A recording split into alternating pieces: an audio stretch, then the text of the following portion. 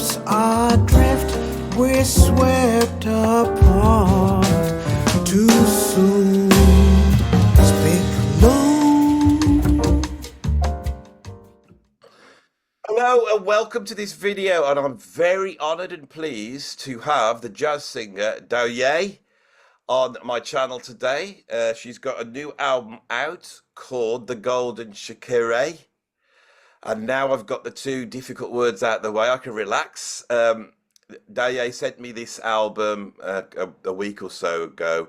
I put it on. I absolutely loved it. I thought it was fantastic and unique, incredible playing, beautiful singing, absolutely brilliant. So I got in touch, and here you are to tell us all about this wonderful album that you've put out. So, how many albums have you had out now so far?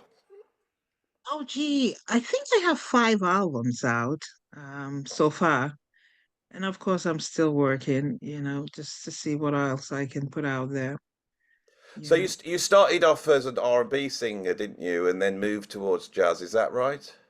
Yeah, yeah, like an R&B jazz kind of a thing. But Yeah. then on my third album, I decided to go all the way jazz. That's the way to go. And was that a good move or think it is, I mean, I started off listening to jazz. That was like the very first kind of music that was introduced to me by my dad. He was a fanatic when it comes to jazz. And so that was all I listened to for the most part. I mean, sometimes he would play R&B, but it was mostly jazz. And so, I shared a very good relationship with my dad, and he saw the sound coming out of me right from childhood.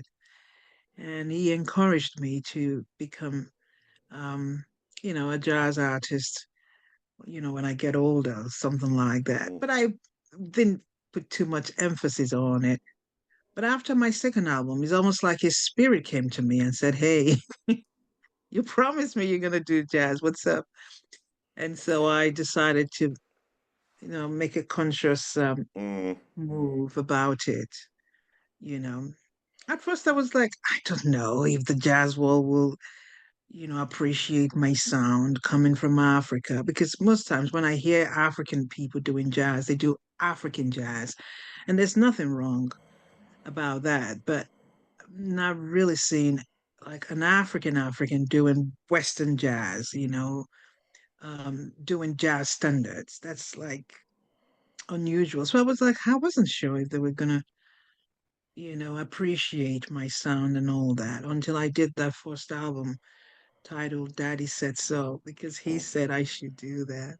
And that's when people started like, wow, was she? mm. And, Well, I've stayed it that way since then. so you were born in Nigeria, grew up in Nigeria. That's right. So you like as you say you're an African artist moving towards jazz. What was that like doing that? Because obviously you've brought up listening to jazz, same as me here in the UK.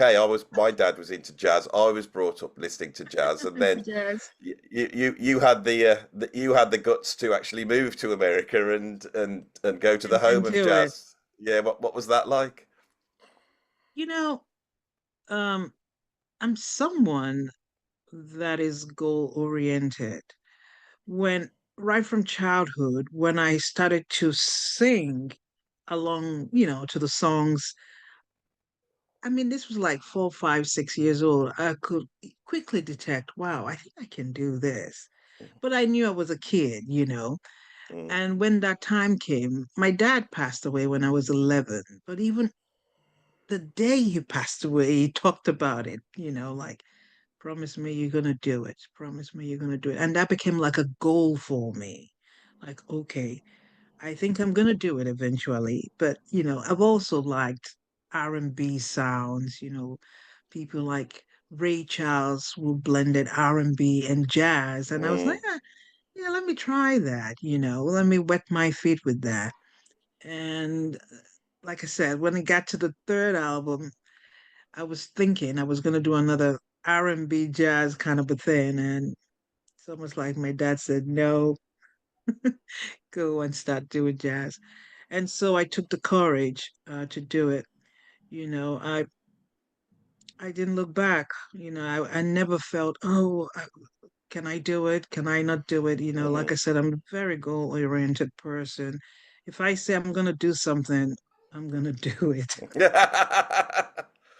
Well, So I push with that kind of attitude in everything I do in life, you know. well, it. What's interesting to me is that I wasn't there. My dad passed away. He passed away in 2015. But the last Oh, time I sorry. saw him, the Uh-huh. last conversation we had, proper conversation, was about jazz. And he was so Ah, ill, and then suddenly after with all the pain, he suddenly turned around and turned to me and he said something like he started to say so and so was a brilliant artist. And he started to go through all these different jazz like Miles Davis, Dave Brubeck, uh-huh. modern jazz quartet, and he was saying how much he loved all these artists, and he was trying to tell the nurse that I was a musician, and Oh, uh, and then he suddenly turned around and he goes, and Chuck Berry, he was great too, and then he laughed to himself. And it was it's the last moment that this thing that I've oh, shared with my dad, and I know what you mean. As soon as he died, I went and made a little jazz album myself on Bandcamp oh, to one of my dads. So that, dads are important, aren't they? And they do give very you this important. legacy. So what Very, sort I of mean, stuff? What sort of stuff was your dad playing you when you were coming up? say that again. What sort of artists was your dad Music. playing you? Oh, Miles Davis, you know, all the big ones, Gillespie, I mean, Clifford Brown, you name him, he was Mm, playing them, and he will have me sit with him and listen for hours, that's what I you was know. like. And the singers, Sarah Vaughan, Ella Fitzgerald, definitely Frank Sinatra, Mm. um, Billie Holiday, and I'll listen. I listen and I listen. I was listening for not just the melodies of the tunes, but also how those artists brought their sense of originality to doing the same song, but in their own way. And I really appreciated that. I was like, okay, I think I'm getting the picture. And I was a Mm. kid, you know. Mm. You listen to Frank Sinatra doing, I don't know, a typical jazz standard, and you listen to Sarah Vaughan doing the same jazz standard. It's almost like the song is reborn. It's there's a rebirth Mm. in the sound. And they're singing the same song and the same That's it. melody. And I was like, now that's the way to do it. So when I was thinking of starting off doing jazz, when I came up with that jazz album, Daddy Said So, I said, I have to be myself. My identity and my sound has to just stand out. That's it. I'm Your not vo looking your at any. voice, your voice is so singular. Absolute. I mean, you've got to understand. I've got a love-hate relationship with a lot of contemporary jazz because the people seem to be going through the motions, and you don't get that sense of individuality, or you get people trying to show off their technical ability a lot Qualities. nowadays. Yeah, yeah, yeah, Uh, yeah. and you haven't done It's that. far You're from that. Yeah, but their playing is heavy. You've got some heavy play. We'll get to that in a minute. Some of the players you've had on your albums are absolute jazz legends. I'm so grateful. What can I say? I think the main thing for me was to have my own sense of identity in my sound Mm, and have a sound that is unique. I do appreciate a lot of singers, but I want to say my teachers in this jazz for arena, I want to say Frank Sinatra for sure, Billie Holiday and Sarah Vaughan and Ella. Those are the four that I listen to because when I listen to them, I'm listening not just like I said, not just to hear the melody, but to hear how they made it their own, singing the same song. So when people hear it, it's so fresh, it's so anew, and I was like, that's the way to do it. mm, If you mm, want to do it, that's the way to go about it. And Well, that's yeah, why I always listening to those four that characters. well, my dad had he had all the Ella Fitzgerald songbooks, Irving Berlin, Cole Porter, and George Gershwin, and he would play those Uh-huh. over and over again. If I hear Ella now, and I think it's a quality that with great singers, more than Hmm. instrumentalists, if I hear Ella's voice, it goes straight into my system. Absolute comfortable. It sits inside me. I know it's Ella within a few seconds. Seconds. Yeah, seconds. If she's on the radio or something starts up, it's a few seconds. I know that tone. And Ella's my favorite. Sarah Vaughan brings this Oh, almost like operatic, and yet she can also be very bluesy at the same time. yeah.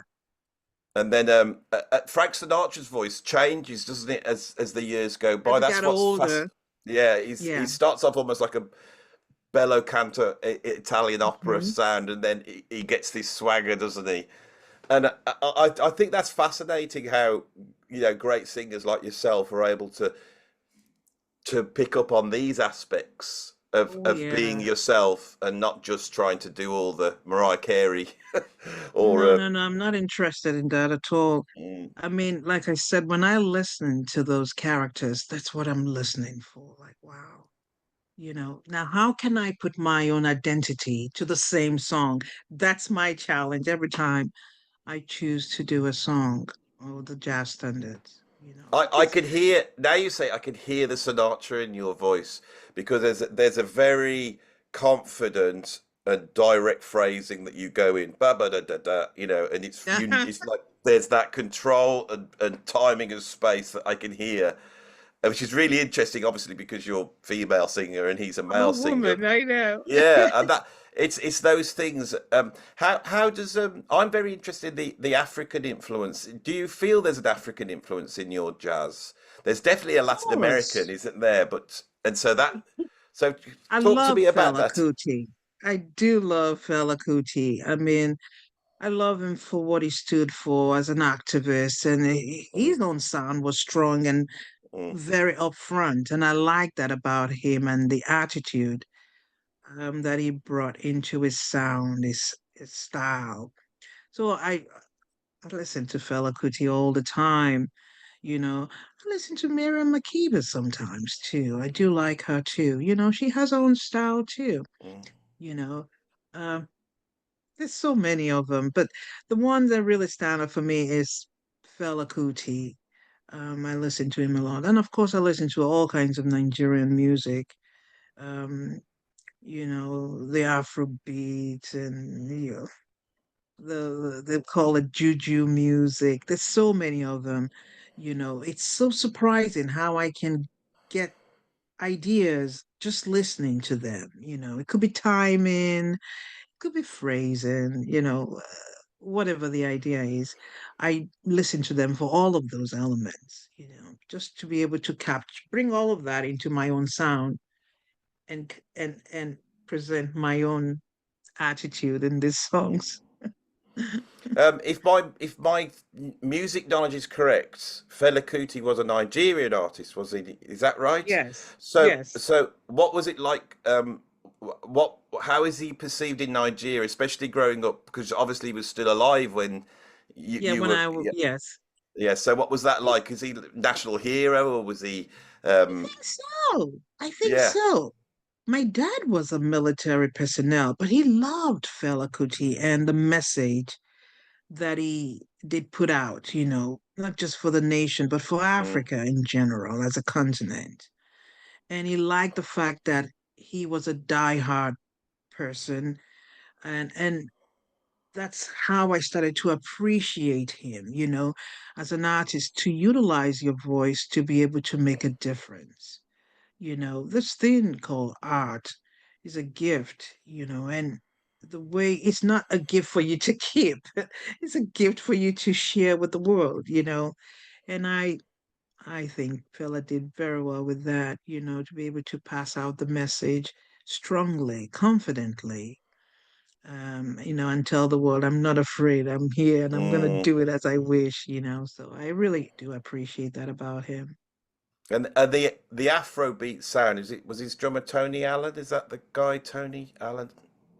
Tony What was? Allen worked with Fela Kuti. Yeah.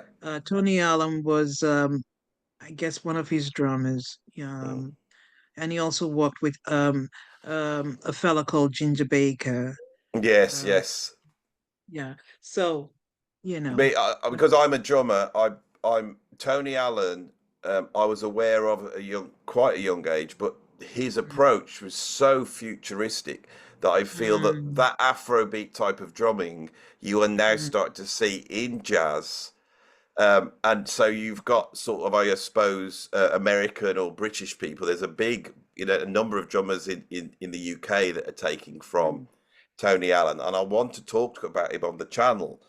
But these people are all removed. That this is in your system, isn't it? That Afrobeat sound you have managed to subtly. Because I was just listening to it before you came on, and I thought I could hear the jazz standard.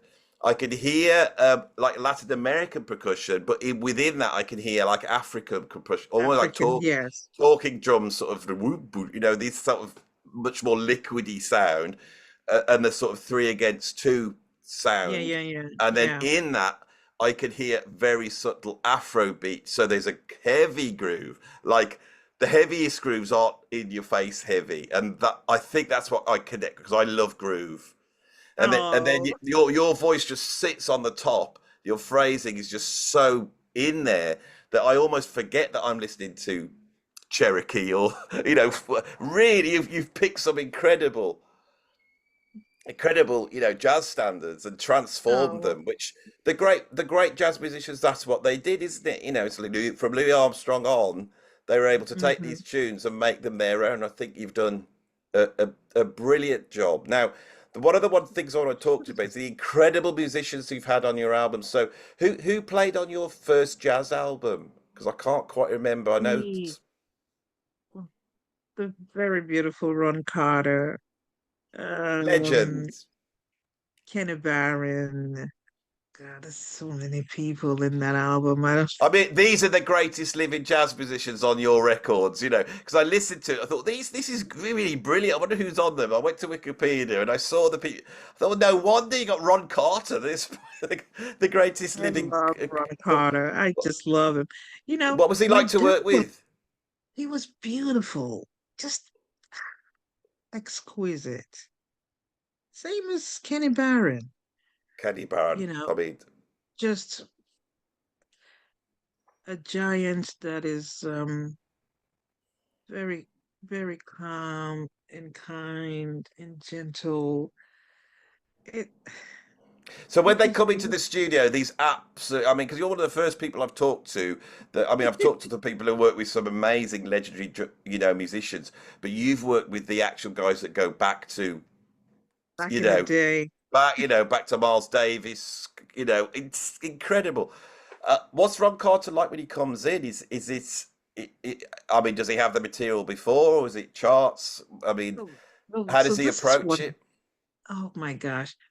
The day of the recording, I went to New York uh, to record. And so um, we were supposed to start 10 o'clock, 10 in the morning. And I got to the studio, I want to say 9:30. He was there already. Was he? Talk of a professional. He was there already, suited, not even wearing a t-shirt or anything. What, the full Suited. suit? I'm telling you, suited and ready. And when I opened the door, it was a good thing. That's also my attitude. I was nicely dressed and everything, ready Mm. to go. So when I opened the door, I'm like, I said, Mr. Carter's here. I'm like, it's 9:30. So I went into the main studio and of course, I was trying to shake hands with him. He gave me a hug. He said, I love your sound, I really love your sound. And so he's got charts ready, and he was like, "Let's go." By Wow. 10 And o'clock, we were recording. a few weeks ago, I interviewed Billy Cobham on the channel, and that was his advice. I mean, this is a living legend, and I said, "What's your advice?" He said, "Get to the studio early." These Yeah, guys, they know what they're doing. I mean, they it's don't play. That's why they're legends. Same thing with yes. Kenny Barron. Same thing with Kenny Barron. I think we were supposed to start recording at 11 in the morning. And of course, I got there 10:30. He was already there. And what that does, when you walk in, it must be nerve wracking having something like a legend like this. But when there's nothing worse than sitting there than waiting for them to arrive. But if you arrive in the studio, they're already there. It must fill you with Very good. confidence to go because they're there for you. These Yeah. legends are there for you. You turn up, they're already there. You go, oh my god! And it must just Yeah. it fills you They with were this there. energy, doesn't it? It's incredible. Beautiful energy. And every time I try to shake hands, they're like, no, I want to No, hug yeah. you. Well, this You know? I have said this over and over again. Music is made out of love. If you want to make good Yes. music, it is made out of love, and it's a certain type of love that we have that I find if I talk to a musician, I've had it with you as soon as as soon as we hook up, you know, you've had a similar upbringing to me. Even culturally, it's so different the Very music much so. connects, and I know how musicians think, and they're beautiful. Great musicians are just lovely, and that you want to work with Ron Carter because you love what he does, and he wanted Love to work his with you. work. Yeah, and it's love. It's love. I'll tell you this. When my dad was dying on his dream bed, my dad loved Miles Davis and the band that he played with. And of course, Ron Carter played with him. And he was like, when you become a woman, I want you to go to the West and do the songs. And if this gentlemen are still alive, I want you to go hunt them because they are the jazz gods. And I was like, I was only 11 years old. I was like, what kind of depth is this? Well, anyway, But now I came to the your West. your dad, wherever he is, this is a connection that carries on because Oh, you've done it. forever, You have done it. forever. Yeah. So this is really incredible. So I came and I was like, okay, now I have to do this jazz album. How do I reach out to these fellas? And I have a very strong spirit. My spirit says, do a simple, clean demo, just vocal and piano, and send it to their manager. And I did just vocal and piano on I Loves You for Poggy and all that, and Mood Indigo, Mm, Nature Boy, and all the mm, songs I did. And I sent it to Mr. Kenny Barron's manager. I said, I would really love to do this with him. This is my dad's dream, mm, and it's mm, become my dream. And it would be like a great honor just to have him bless my work with his mastering, in mm. what he does. And it took about a week, and she responded. She said, "Well, I'm gonna pass the demo to him. It's up to him. If he likes what he hears, he will hear back from me." So it took another week, and she sent me an email saying he likes your voice and he want to work with you. He could tell there's something there, and he wants to work with you. I'm like, I almost fell apart. It's reading that email. I'm like, I became so teary because it's almost like I could feel my father's spirit, like, Yes, I could tell. I my could tell. daughter, you're going to do it. Yeah.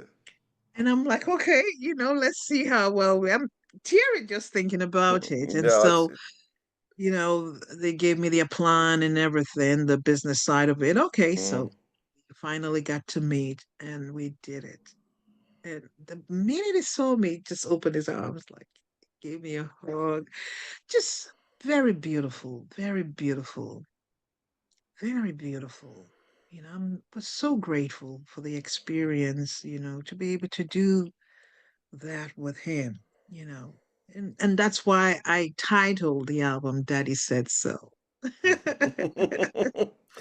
I did an interview with my hero, the guy that when I was young, I was searching for something, and as a drummer, and I Mm. heard it in the drummer Narada Michael Walden. He's was my favorite drummer, and I don't know how it's happened, but through this channel, the energy has been sent over to Narada, and not only has he been on the channel, but he's now become my friend.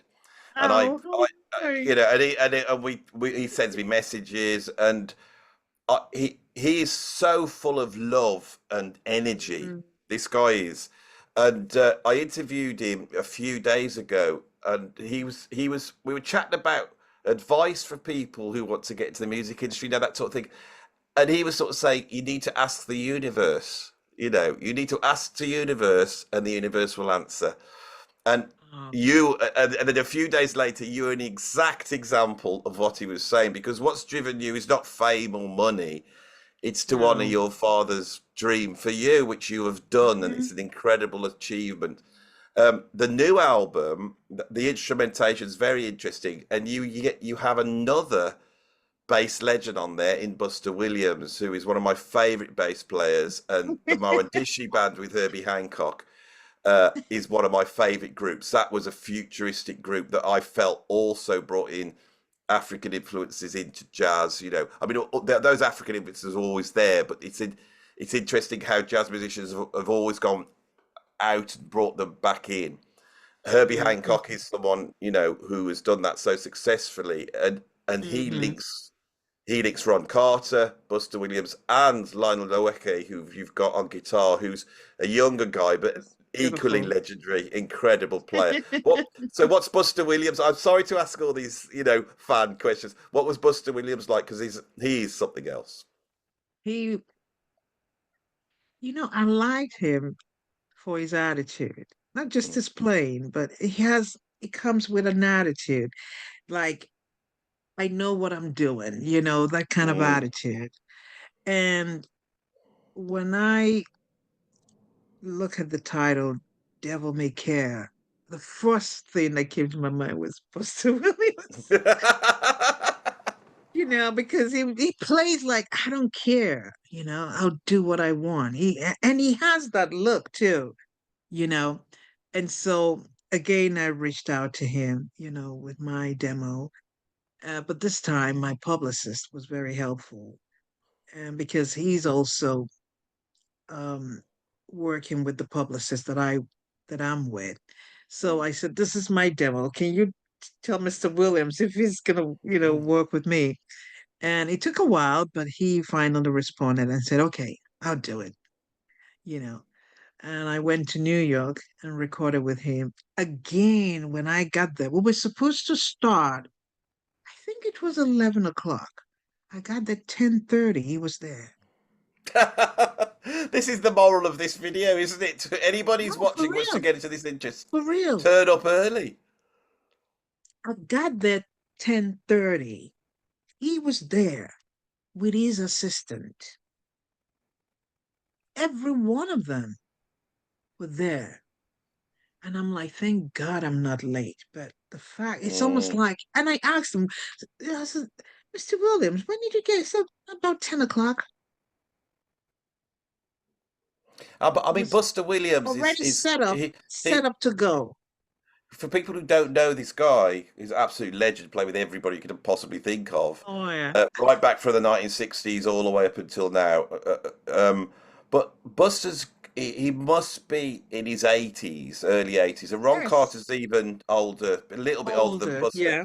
and that these guys are coming in with this energy, you know, giving you this energy, and you know, not sort of coming in. Oh, and that's what it's all about energy. I find that's the big thing about music. That's I it's think that's really the thing. yeah. Yeah. And I found doing this channel and being able to talk about music and get into it and meet all Mhm. these people. It's absolutely fantastic. So, could you tell us a little bit about when the album comes out and where people can get it? The album came out already. It came out It's all last out. year. Oh, was it Yeah, out it came last year? last year, Was it? July. Oh, when you sent it me, I thought I thought it was coming out soon, No, but it so it's came out already out. last Yeah. year, and it's got a lot of beautiful reviews. I mean, incredible reviews. I just couldn't believe it. The things they say, the uniqueness of it, the fact that it's so different, from what people have heard. And I was just trying to honor my heritage. This was a Mm, big challenge for me. Yeah, because I've not heard a jazz standard be done using African elements. no. And I was like, I'm gonna give this a shot, and hopefully it's gonna stick. Mm. And I'm so grateful. I'm so grateful it all came through. Um, and how people have warm up to the album, you know.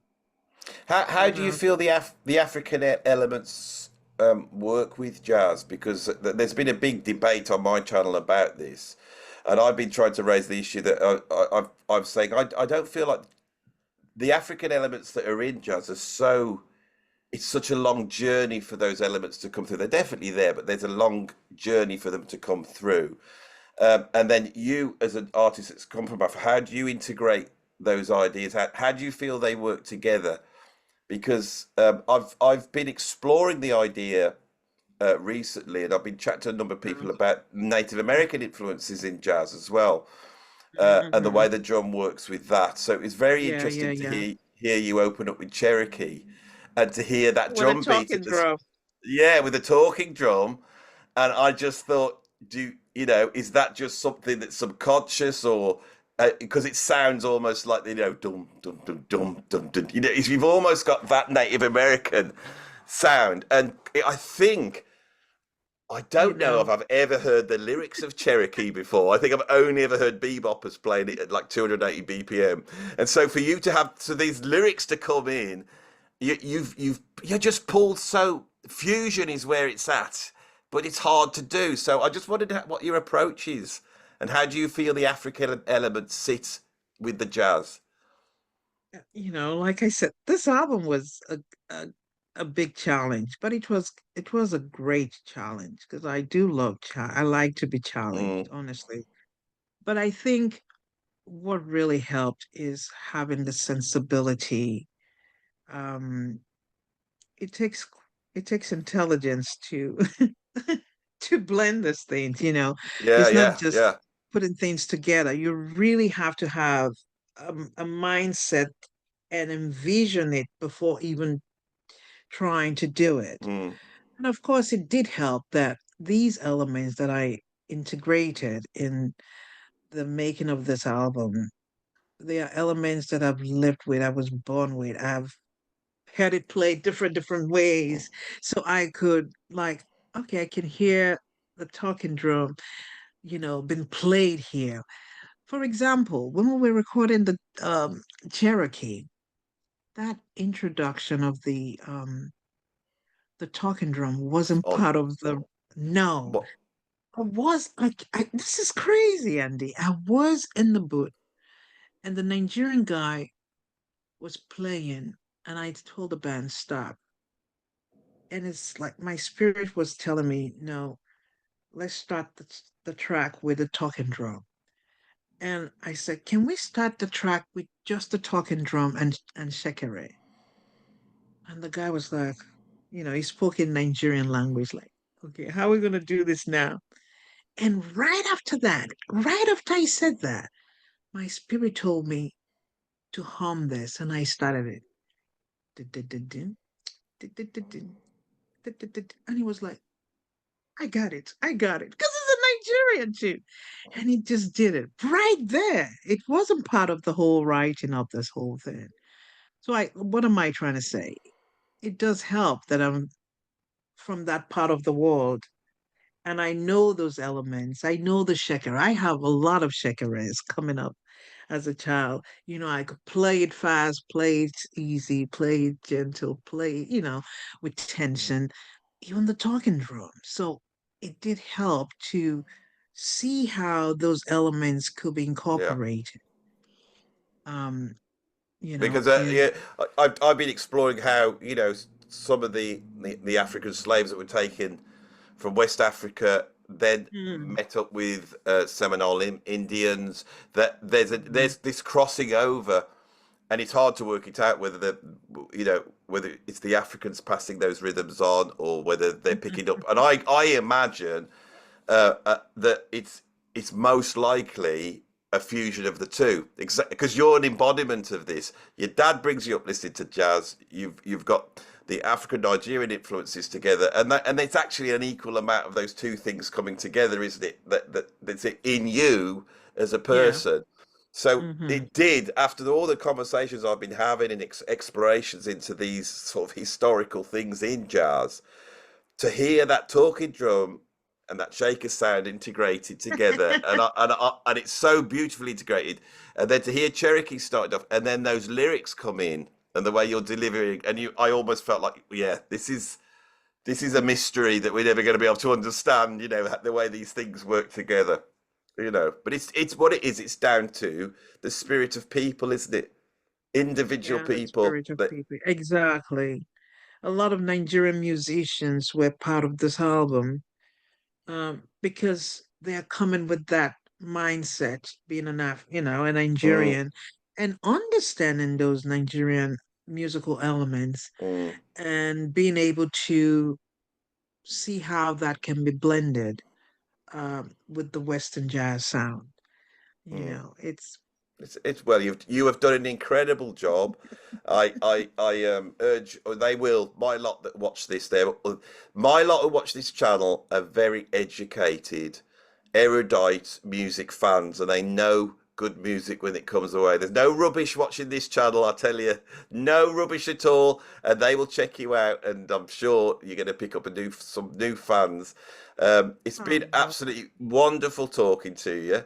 And oh, I hope thank we you can get you so back much. again. It's the amount of friends across the world I've made on this channel, and I'm hoping that as my channel grows, I'll become a regular. So when your next album comes out, you come and say hello. We'll have a chat, and I can tell them all about it. So it's been Yeah, lovely, I should be lovely coming to talk. London sometime this year. If I come out, I'll reach out to you again. Yeah, Rich, I'll come. I'll come down and see you. And there's some British jazz musicians that we should. In fact, there's a couple of venues I might be able to get you some gigs Oh, at. that would So be so nice. That would be so nice. yeah. That would be Well, so that's nice. got to spread the love. We've got to spread it out. It's just that's the way it is. So it's been lovely to talk to you. I apologise for being a bit late, but Oh, that's all right. That's okay. I figured something was kind of off. I'm like, it just didn't seem like yeah, that's his attitude, but yeah. technology. What can I Technology. say? Yeah. Anyway, do you want to say goodbye to everybody who's watching? Oh, thank Good you to see so you much, all. everyone. Thank you so much. Well, I guess you can find me out there. It'll all be in My the links website below. is, oh, Yeah, beautiful, it'll all be there. doyemusic.com and all that. And reach out to me. And, I'm hoping to connect with you all in person wherever you are. I hope to be coming out there and, That giving you guys hugs. yeah. Well, look, lots of hugs, lots of love, lots of music, and fight against all this awful stuff that's going on in the world, all this division. Let's try and get ourselves all together, and the best way is through music. I'm going to stop.